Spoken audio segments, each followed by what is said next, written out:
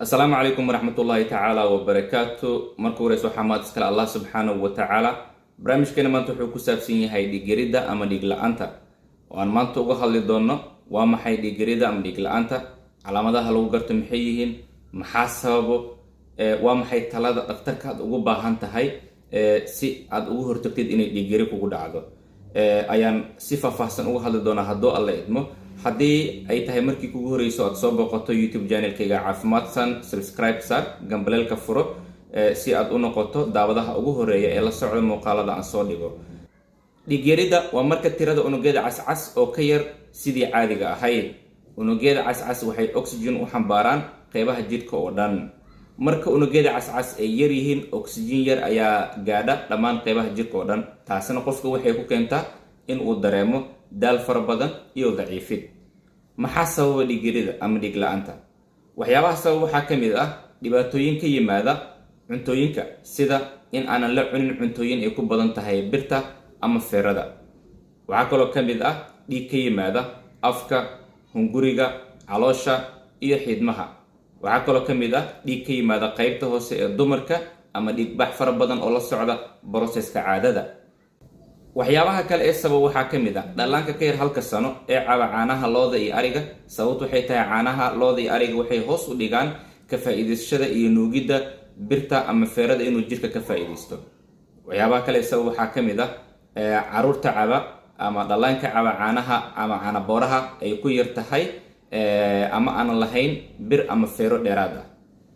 calaamadaha lagu garto dhiig-yarida ama dhiig la'aanta waxaa ka mid ah kuwa soo socda. haddaad isku aragto calaamadahani qaar ka mid ah, waxaad ogaanaysaa inay jirto dhiig-yari.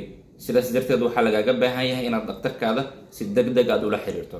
waxaa ka mid ah inaad isku aragto warwareer iyo daciifid maqaarka, fururyaha, cidiyaha, indhaha qaybahooda hoose loo yaqaano conjunctivada, calaacalaha oo midab beela ama casaan noqda, inaad isku aragto indhaha uu ku madoobaada ama mugdi noqda markaad istaagto, neefsashada oo kugu adkaata ama feedha xanuun, caruurta iyo dhallaanka oo si gaabis ah u kora, iyo wadnaha oo si degdeg ah u garaacma.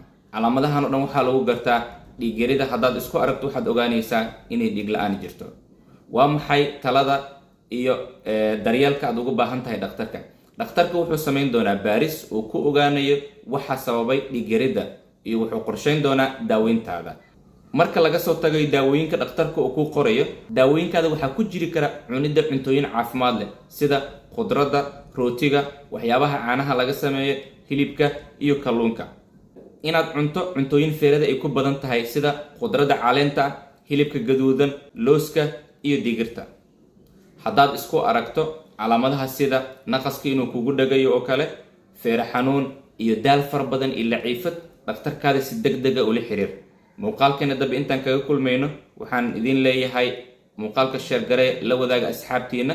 muuqaalka xiga waxaan idinku soo gudbin doonaa cuntooyinka qaniga ku ah feerada ama birta oo si muuqaal ahaan iyo sawirahan intaan idinku tusi doono.